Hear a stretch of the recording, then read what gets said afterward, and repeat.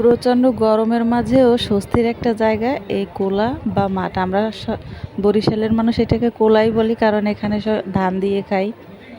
তো এখন এই যে অনেক বাতাস, এখানে আমরা সবাই মিলে এখানে বসে আছি, ছেলে মেয়েরা সবাই খেলছে মাঠে। আলহামদুলিল্লাহ, এত গরমের ভিতরেও আমাদের বিকেল টাইমে হলে অনেক বাতাস, সবসময় বাতাস কিছু না কিছু থাকে।